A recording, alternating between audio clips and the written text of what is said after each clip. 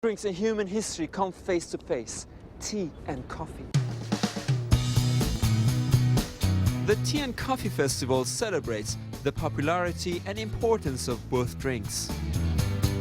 Coffee keeps you going, it boosts you. With tea, there's so many different varieties. Tea in the morning, Well, I've got about 20 odd teas in my cupboard. coffee when I go out. I drink coffee. English breakfast tea. Italian coffee. I drink tea. There are more than 15,000 coffee shops in the UK. It's become a cool and fashionable drink. 2 decades ago, coffee was reinvented. But now, is it time for a tea revolution? Tea is important in many cultures around the world. It features in traditions, rituals and stories. Beautiful, colourful teas. This is a What green oolong tea. The Chinese say the first cup you give away, the second's for yourself, the third is for the emperor, so that's always the better cup. All right. The fourth is for your wife, and the fifth is for your servant. Oh my That's God. the pecking order. There's certainly a lot of enthusiasm for tea at the festival. And now, let me take you to my world of tea.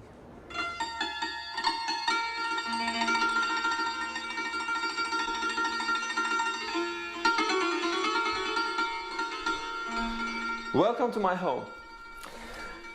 As an Iranian, tea plays a really important part in my life.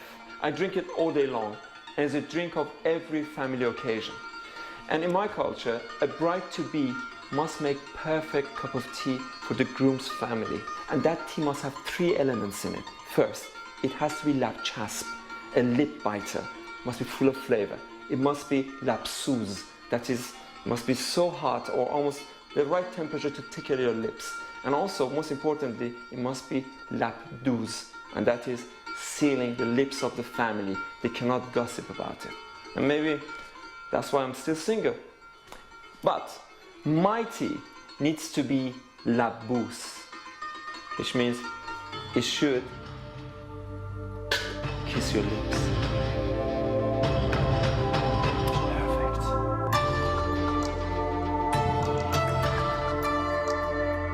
My love affair with tea is shared the world over. More than 4.5 million tons of tea are produced globally each year.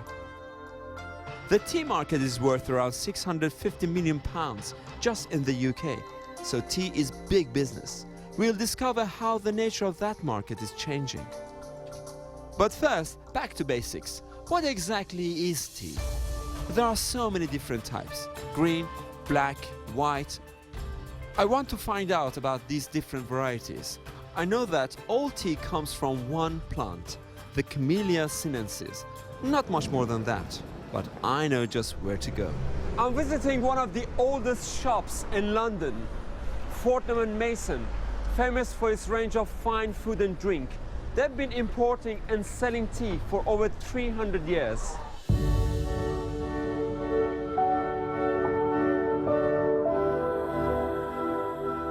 Fortnum Maison have an entire department devoted to tea, and Margot Cooper is a tea specialist. Different types of tea that we drink around the world, they all come from the same tea plant, is that right? Yeah, that's right. They all come from the Camellia sinensis plant. It's just the way that they're processed once they've been picked that gives you a different result. Yeah, like black tea and green tea and all that. Exactly, yeah. And can we see some examples? Yeah. So this is a really lovely Assam tea from the Hatiali garden. Which is black, of A black course. tea, exactly. Does it become black? It's the way that it's oxidized once it's been picked. So the enzymes are really allowed to work inside the leaf once Make it's it been... darker. Yes, it's sort of warmed and it's allowed to go soft, and then the enzymes start working and they go that lovely coppery dark colour that we know. And what is green then, in that case? Green tea isn't oxidized at all, so they Wow, they remain a fantastic. really beautiful green Beautiful colour. green though. So this is a green tea from China, and you can see you've got lovely whole leaves in there, really spiky, Yes, lovely leaf. but this is on top of the sort of plant. This Yes. is the best part, isn't Exactly, it? that it's very delicately picked, so you get all of the really So delicate nothing flavours has in been there. done to this. That's why it's still green. No, it's just it's just heated, and that fixes in all the flavour and the colour. What other varieties? So oolongs are semi-oxidized, so you get a really lovely, creamy, sweet flavour. So some of them end up being quite green and some are almost black, but there's sort of different percentages of oxidization that happens. The next one would be a white tea. So white tea is probably the purest form of tea. It's really just picked and dried. Oh, amazing. This is beautiful. This is like, wow. This is a really special one. It's actually dried in moonlight. So this, nothing has been done to it, just been dried? Just dried. Really Any tea plant can make a various number of teas, so it just depends on how you process it once it's been picked. Exactly. Okay. But the most common ones are the blends that people drink, aren't they? Even the tea bags and stuff, which is a mixture of different teas together to create one single flavor. Yeah, exactly. Yeah. It's a way of making sure you have a consistent tea year after year. In your opinion, in your experience, do people care more about teas now? The people are investigating tea and where they're buying their teas from, and they realise that there's a whole world of tea out there. There's so much more than just a tea bag. Yeah, very exactly. The art of processing tea was developed around 5,000 years ago in China. When European countries discovered it there and developed a taste for tea a mere 400 years ago, they immediately wanted it for themselves. They traded drugs for it, fought wars over it, and eventually established tea plantations around the world. I'm embarking on my own journey to find the leaf. Despite my passion for tea, I've never seen it growing, and I want to see tea bushes for myself. These days, I don't need to go to China. I'm visiting a tea plantation closer to home. This is exactly how tea traveled around the world, with boats and water. Ancestors of the people whose country we're in took tea from China and planted it in India and Sri Lanka, and then to the wider world. And now 200 years later, they've planted it here in the most southwesterly corner of England, in Cornwall.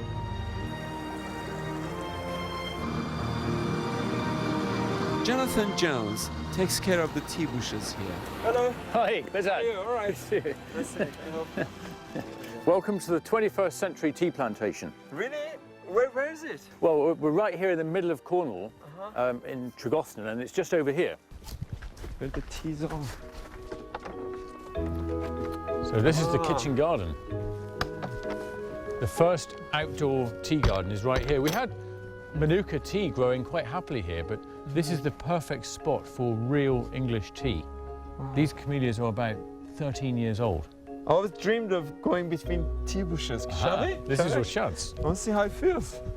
There's a microclimate, so a very peculiar climate here, which we knew about because of the ancient history of camellias, but also the influence of the sea is all around us, but we're protected from salt, which is bad for tea. Soil pH is good. Minimum winter temperature is very high, which is excellent for high quality tea. And what's the difference between the tea and the camellia tree? Okay, very little actually. This is 2 leaves and a bud. Those are the best bits of the tea. So if you take these here, or say these, the tip is hairy and the 2 leaves, and that makes a very good tea. You don't want the rest of the leaves. Okay, so this is a tip. Just the tip, yeah. And this is enough for brewing any? Those 2 together is just right for a cup of tea. Really, 1 cup? 1 cup. So welcome to Tregothan's Himalayan Valley. This is like a little piece of Darjeeling in North India. I get to see for myself the process of oxidization. Well, if we start here, let's put the leaves here. These are the ones we've just plucked. Yes, of course. They need to wither, to go soft and rubbery, and kind of starting already, in fact. You can see they're going a little bit floppy. So you literally grab some leaves and you do this. All right. Quite hard. You want to rupture those cells in the leaf. All right. And this is the secret of good tea. You can make very bad tea from good leaves, but you can never make good tea from bad leaves. Bad leaves, I see. Here's the tea being dried. How many hours? This has been in here for about 36 hours. You've got to take some with you, Bez, so I'll give you some for lots of cups of tea. Thank you, yeah, it is. I'm honored. Thank you so much. There you Jonathan's tea is a single estate tea. All his tea comes from the same place. Slight variations in climate and soil conditions mean that tea, like wine, tastes slightly different every year. His success shows how these specialist teas are becoming more popular, and how better to enjoy it than over a Cornish cream tea. Bon appétit. نوش جان.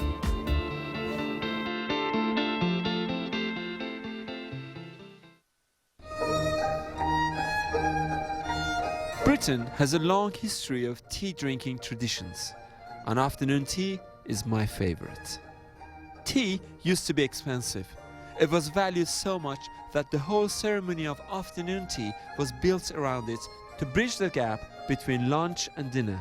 Now, this has been totally reinvented and given a very modern twist. Afternoon tea is back in fashion, and it's the thing to do. Historian Dr. Andrea Tanner has invited me to tea. Thank you. Yep. So this is afternoon tea. This is English afternoon tea. What has brought back this appreciation of afternoon tea? It's a civilized meal.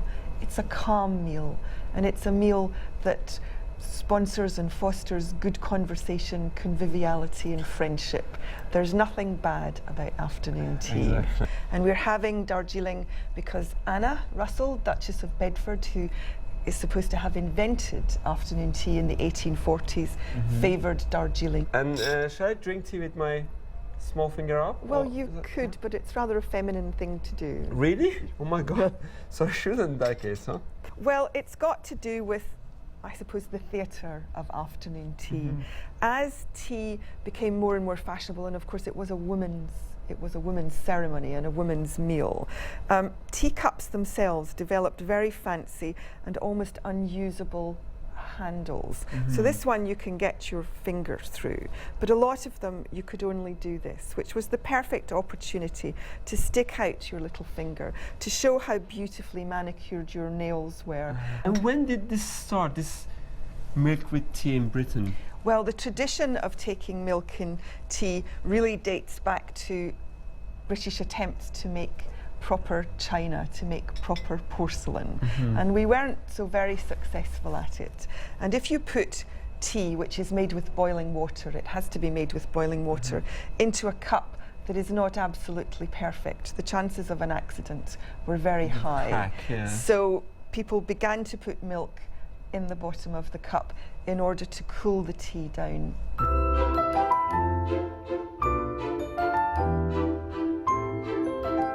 This is all very civilized, but tea has another less sober past, one that's also been rediscovered and reinvented. Here in London Soho, I found a new way of drinking tea, cold with loud music in a bar? Can that be right?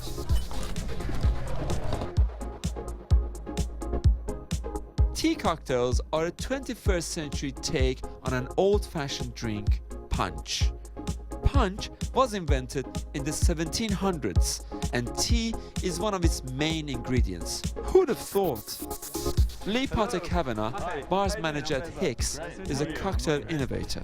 So where's the tea here? This is kind of the new tea house in London, so we're going to be making some tea cocktails. Lee, can you suggest a difficult tea cocktail that I can actually make in front of you? Absolutely. So, What is it? I think we're going to do something a bit crazy. It is still kind of a punch, but we're going to bring it right up into the modern day. So All right. I think. What is it should we made get of? started? It's going to be made of a few different things. We're using a beautiful gin here. It has two types of tea in it, so it's got Japanese and Chinese tea in there. First step, we're going to introduce some smoke, which is kind of quite unusual for a cocktail. But we're gonna use some dried olive leaves. And we're going to burn them, and it's going to give it a beautiful. Shall I burn it? Yeah, let's go.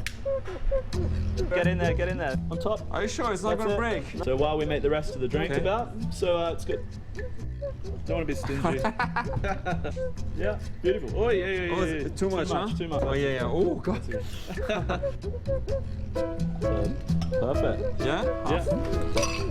There you go. Ah, Yeah, you that's got the it, you got technique. it. Easy.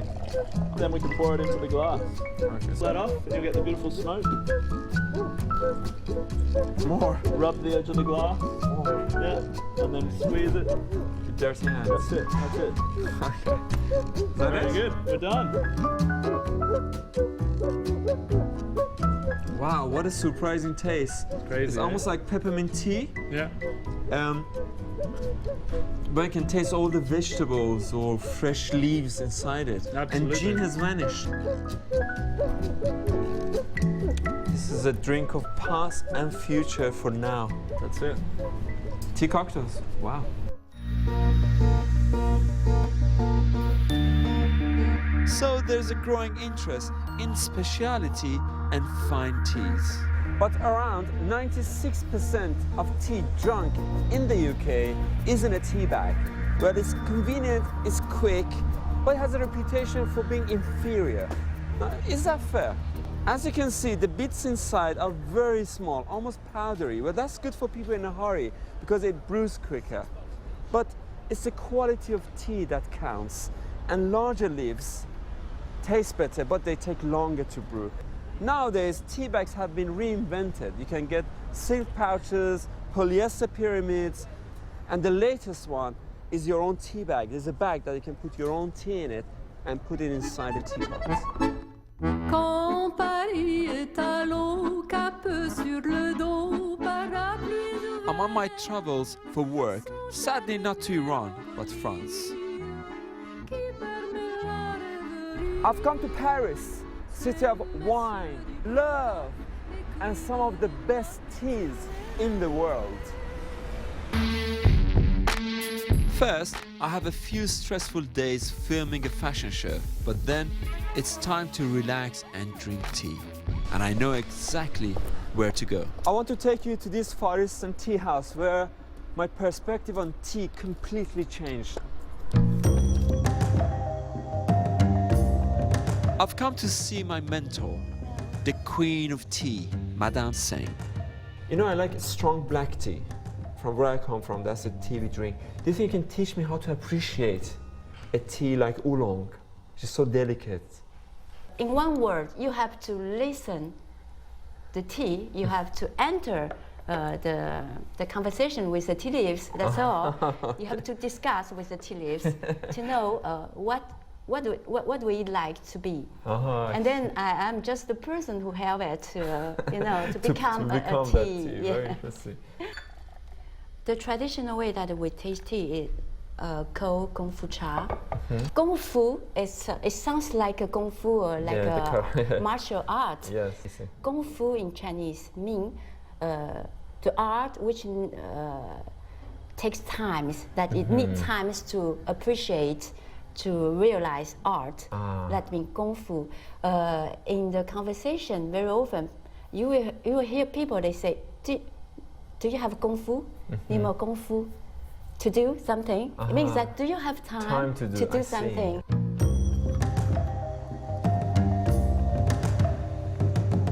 This complex ritual involves many different stages to get the best from the tea leaves. Before we even taste the tea, we have to smell it first, using a special cup. The old leather? Spices? From Burberry. And the black chocolate. But again, to me still is the nutty taste rather than fruity. That's the secret of oolong, is you have to wait. You have to wait because it's the moment that you drink, it's just the beginning. That was wonderful. Taking time to drink oolong with Madame Singh has refreshed me, but I'm nostalgic for Iranian tea rituals. I want to search out the tea of my homeland. This is one of the oldest tea houses in Paris. If I'm going to find Iranian tea anywhere, it's gonna be here. Mariage Frey have been selling tea since 1854. Hello, Frank Descent is a professional tea taster. How many teas do you have? Over 600 here. Oh my yes. God. Can I see some of them? Yes, because it's you, we're going to go behind the counter. Great. Okay, let's go. Let's go closer to the tea, actually. Fantastic. They even sell gold-covered tea. But do they sell tea from Iran? This one for you. But it's elbows. We call it Persia. Yeah, not Iran. Of course, yeah. Okay, of right, course. let me see. Very small leaves. Very small leaves. This is what Iranian people usually like to have a very dark red liquor, strong, and it develops an aftertaste very sweet and mellow in the end. Is it recent years that you bought this, or no, we always had this. Really, from the old days? Yeah, we will give you some tea. Thank you. Drink. Okay. Thank you. I take this with me. Thank you. I can't wait to try this Iranian tea, but of course, tea should be shared. Outside Iran, the only places that serve Iranian tea are Iranian restaurants. And that's where I'm going to meet my expert on Iranian tea. Durud, Farshin John. Farshin Kazeminia is a microbiologist and knows all about the Iranian tea industry. Of course, he's drinking tea the traditional way, with a samovar. Look what I found. Iranian tea.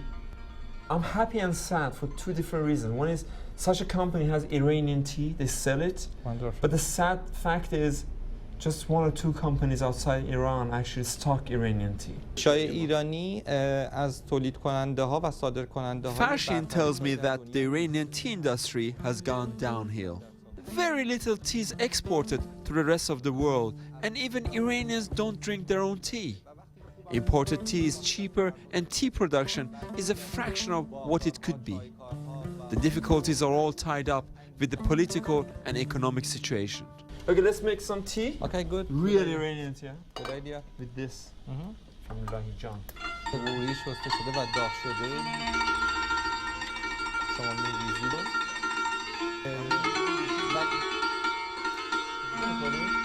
نه، تو آگزیش نمی‌زنی.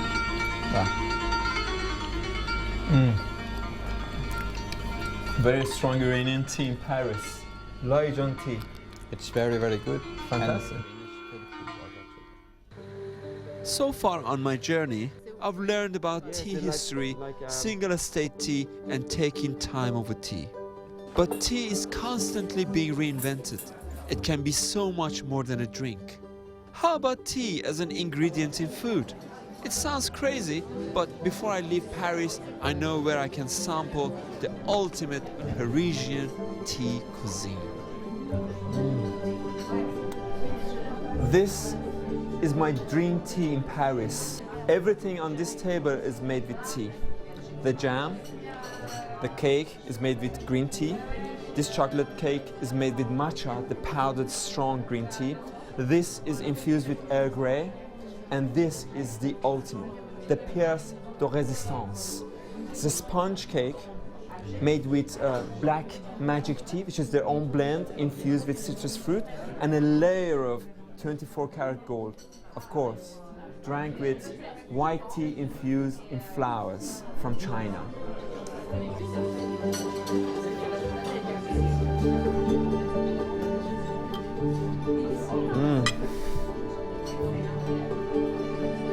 You can't taste the gold, but you can definitely feel it. I like the idea of combining tea and gold. It feels like the tea is being valued. In fact, some spring Chinese teas sell for a higher price per gram than gold. But tea as food, can this be the future? I'm not so sure. I'm back in London, and my experience in Paris has inspired me to find out more about the relationship between tea and food. We Iranians don't drink tea with meals, but I've had afternoon tea with cakes, and that seems to work. But the art of finding the perfect tea to go with each dish feels like a strange idea. Time to meet an expert. Henrietta Lobo runs the Rare Tea Company. We need to drink something often with food, and with tea we have a huge flavour profile to play with. Huge. You've got sweet, you've got rich, you've got deep, you've got malty, you've got floral, you've got all these amazing flavours. And you have fish and chips. Yeah, well, this is traditional British food. Yeah, with and here we have with tea. Really traditional British tea, a lovely English breakfast. So you think, you suggest, British people drink tea with milk even, with this? Milk's perfect, because you know that we like a strong black tea, yes, which is full of tannins. Yes. And tannins are the bitter, dry flavours that make your mouth feel a bit dry. And the milk proteins attach the tannins and soften and sweeten the flavours. Oh, I see. So there you've got a little bit of sweetness to the tea, not too bitter, rich and delicious, warm, and it goes. You'll be so amazed how beautifully it goes. We've done a pairing with champagne, with wine, with beer, to see what goes best with fish and chips, and it's always really milky tea. And it's incredible that the milk goes so well, because you might think that it would add too much richness, but it cuts through some of the sharpness. But you have to try. The proof is in the tasting. Of course, let's try. Try it. See if it works. Not bad. It actually washes your mouth, almost sort of balances all the flavors are gone now. Because you see how it's quite a rich, oily flavour, and the tea has just cleaned the palate, completely disappeared. Here we got fantastic dark chocolate mousse, I assume, is a dessert. So what do you suggest? What kind of tea would go with this dark chocolate? It's actually quite counterintuitive. You might think you need something very rich and with full body to counteract the strong flavours. Yeah, like coffee. Yeah, like coffee. But actually coffee fills the palate and stops you tasting the chocolate. Whereas we found that a very light, delicate jasmine tea actually enhances the flavour of chocolate. Wow, let's try. Wow, it does taste like heaven, you know, with angels jumping around. It has this beautiful aroma of a flower of jasmine, and then this herbal flavor of white tea, and then fantastic bite, strength of dark chocolate. But they work very well, I'm surprised. So tea may go with food? No, it does. It does go with food. Fantastic. Working out which tea goes with what food takes real knowledge. This is tea being studied and taken seriously. People are also starting to care more about the vessels in which we serve tea. Personally, I think the right teapot is crucial to getting the best taste. It's become a bit of an obsession for me. I've spent thousands on tea sets, caddies and tea leaves. I've been cheated, lied to and poisoned, but at the same time, I've found tea treasures. These are some of the teapots I've collected. African, Scandinavian, French, all 19th century. And this is one of my favorites. It's 19th century. It was sold to me as Persian, but I think it's Central Asian. I think my tea tastes differently depending on the pot in which it's brewed. I believe teapot materials affect the flavor of the tea. But is this possible? Is there any science to back up my idea? I've sent some of my teapots to the lab to find out. Dr. Tim Bond is a scientist and a tea expert. Tim, all these years I've used different teapots to drink tea, and in my opinion, some teapots I have make the tea taste better. My favorite is my metal pewter teapot. Okay. And I think my tea tastes more aromatic, deeper color and tastier. And porcelain also good, but sometimes not as strong as this. And this was my worst experiment. And I bought lots of these clay teapots, but it tastes really bad with tea. So I use them as decoration. Am I right? Is there science behind it? There could be a reality to it. I mean, as an idea, the interaction between tea and water and tea and maybe teapot material could actually have some scientific basis. So we can do some tests with it. First, we are testing for any effect on how the tea looks. What we've done is we've actually measured the colour analytically using a colour meter, and we've also measured the haziness, how cloudy it is. The clay teapot actually makes the haziest tea. I was right, you know. So the metal teapot makes it clearer. Well, this is the visual, so now we need to actually go and look at taste now. Of course, shall we? Scientific way, yeah? Yep. Let's taste it. In the second test, trained sensory tasters scored the tea on 15 different attributes under strict conditions. This is proper science. Hey, Bez, if you want to put these on. Oh, okay. Red. Everything is red. Why? Everything's red. These are the sensory booths of Leatherhead Food. So what happens here are people actually assess beverages and foods. The red colour actually removes any prejudice of colour.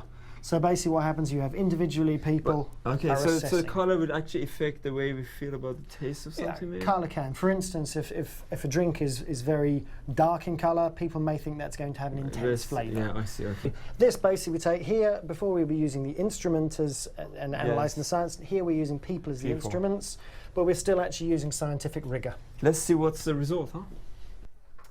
Madhuran Vikneshwaran has analysed the data. Fantastic. Oh, so this is the result, huh? Yeah, and we're actually finding some pretty big differences between the different pots. For instance, the clay, after 30 minutes, is actually a lot more intense in terms of the flavor and also a lot of the attributes that we tested with. Okay. And the metal is in between? The metal falls right in between, so it's not as powerful as the clay pot, but it's not as weak as the porcelain either. And as a scientist, do you think this is quite interesting? It is actually quite interesting because we use the same tea for all three teapots, and the only thing that we changed was the different pots. So teapots do affect the flavor of tea? I've learned that the taste of tea is affected by what's around it. So the best way of storing tea is in an airtight container. As tea becomes more valued, there's a renewed interest in handmade quality tea caddies. Collecting tea caddies is another passion of mine. I am very excited because a master tea caddy maker from Japan is here in London, and I'm going to meet him.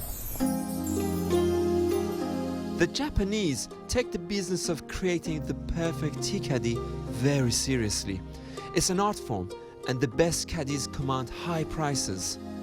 The fact that these are now becoming popular in Britain shows how attitudes to tea are changing. Taka's tea caddies are handcrafted. Hello Taka. Hello. How are you? It's a great honor seeing you here. Fantastic. So these are the anatomy of your tea caddies. Yes. You make them from different materials, yeah? Yes. This is a tin here, and this is the copper here, and also we have a brass one here. These are the tea caddies since 1875. Am I right? Yes, yeah? that's right. Yes. How long does it take to learn how to make tea caddies? It takes about 10 years to become a programmer because we have 130 steps to make one. So we have to learn all of the steps, each one by one. That's why it takes 10 years.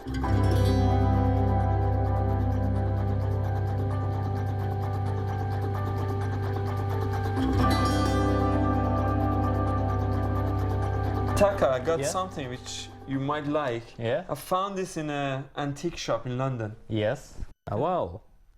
This is our caddies. Really? Yes, this is our caddies. I think the mark is the same. I think it must be 60 years old, something like that. So your father maybe or? No, my grandfather made this one. Wow. I'm so happy. I never thought I can find it in London, my old caddies. Very good, very good. So surprised. Can you show me how you make these lids? Yes, I will.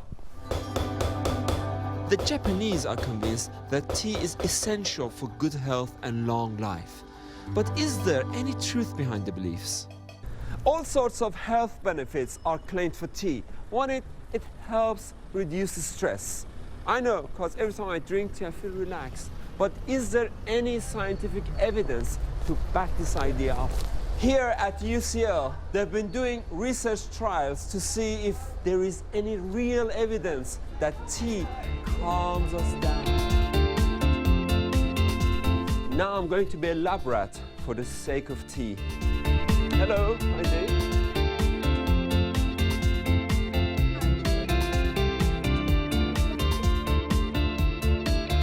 I'm not doing the test properly today, but the original trials were rigorously scientific.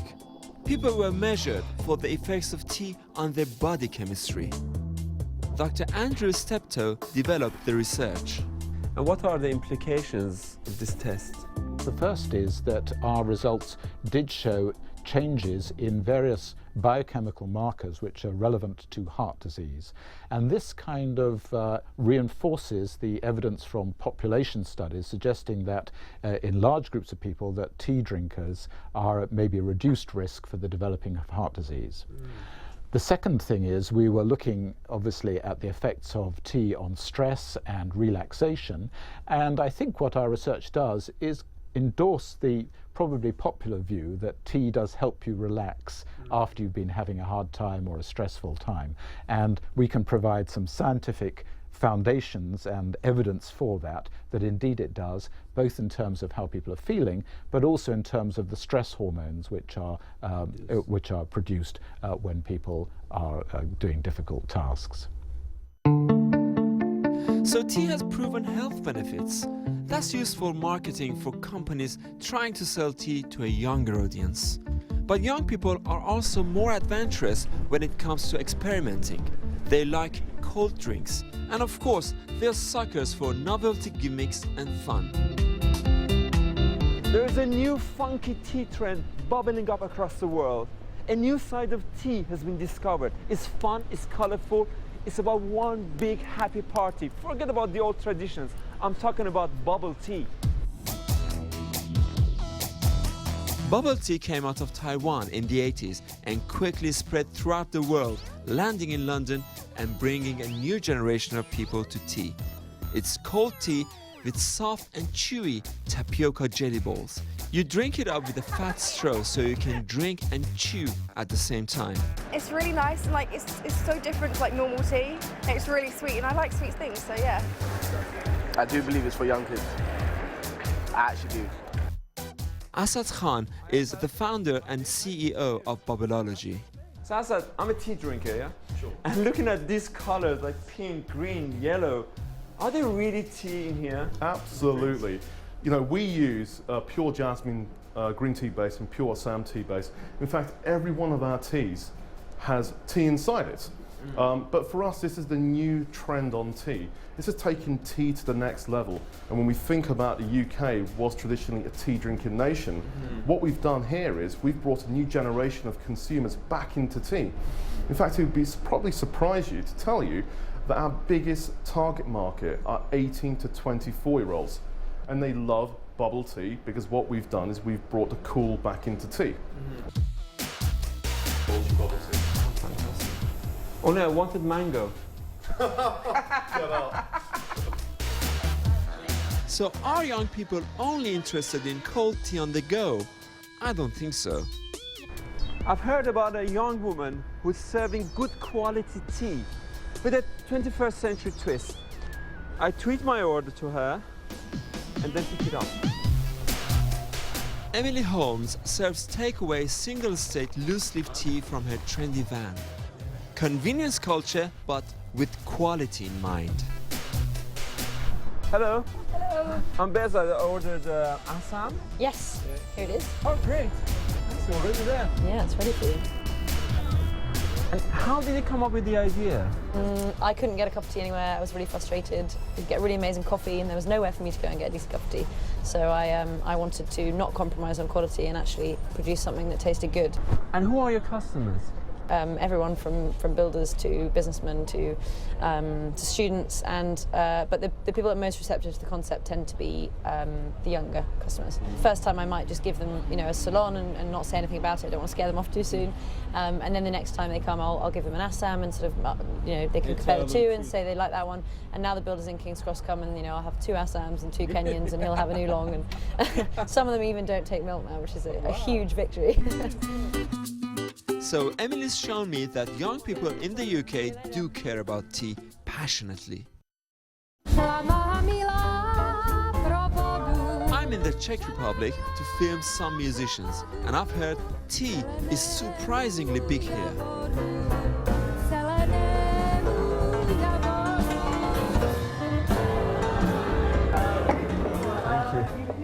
In a country famous for its cheap and fresh beer, where bars are busy till early hours, tea is taking over.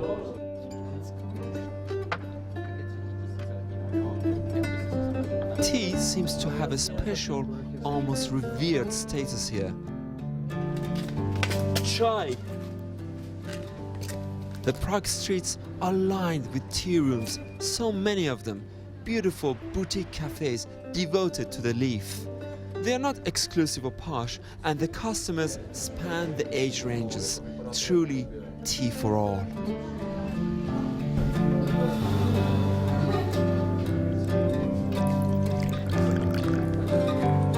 It's my dream come true, my perfect tea house.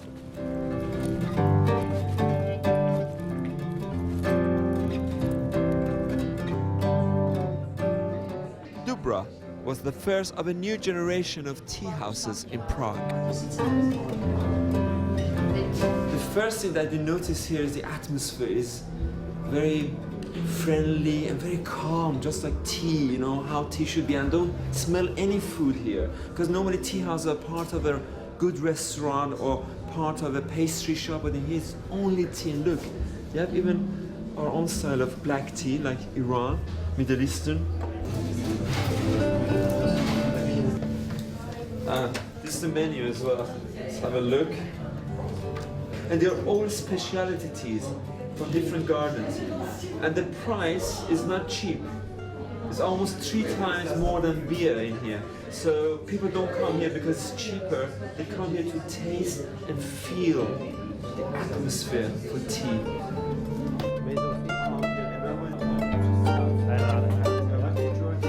Time to taste the tea with owner, founder and tea devotee Alesh Jurina. He tells me the roots of Prague's first tea house lies in the country's turbulent history. During the deep communist times, we were sitting with my friends with a cup of tea. We have smuggled from Eastern Germany or from Hungary. It was no chance to get a good quality tea in Czechoslovakia at that time. So we smuggled some tea somehow, and we sat, had a cup of tea, and we were dreaming of making a real tea room in Prague once in future. And when the revolution came, we just made the dream a reality. It was very easy. Wow. What kind of people are your customers now? This is very, very important point, because now you know there are hundreds of tea rooms in Czech Republic. Czech Republic is a country with the biggest concentration of tea rooms in the world. One of the most important parts of our know-how is to be open to all ages. Fantastic, thank you. So that's great too. I can't take this tea room home with me, but at least I can bring a teapot back from Prague.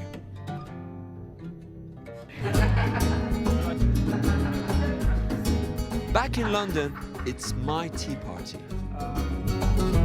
Tea is ready! Yes! I want to see what my Iranian and British friends really think about tea.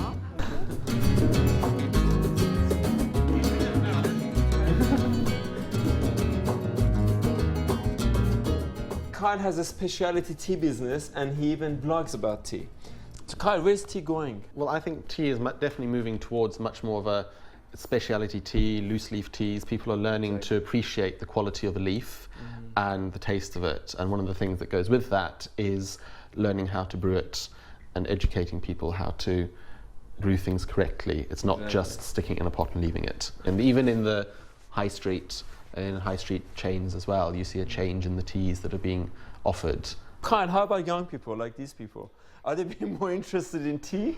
I think the younger generations are understanding the health benefits of tea, for one, and there's a more and more move towards organic teas as well. Kyle, I was in Prague and I bought this teapot, of course, and the tea houses were great in there. They were like very different to what we get here. It was, you could go, sit down, relax, get real tea. Do you think we can see such tea houses here in Britain in future? Yes, I think it is starting to come back. I mean, obviously we used to have a tradition of that. But it needs a certain atmosphere, doesn't it? Tea house is different to coffee house. Yes, it's very relaxing. I think a tea house, it's about sitting.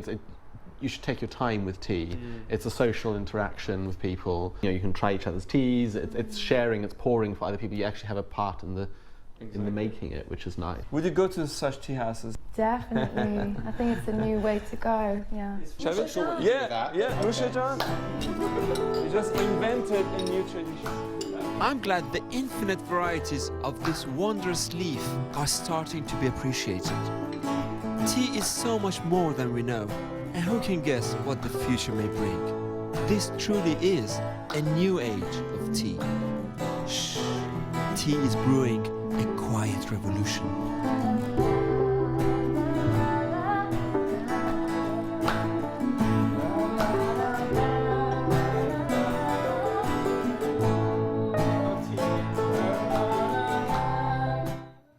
Look out for the Culture Show's exclusive interview with pop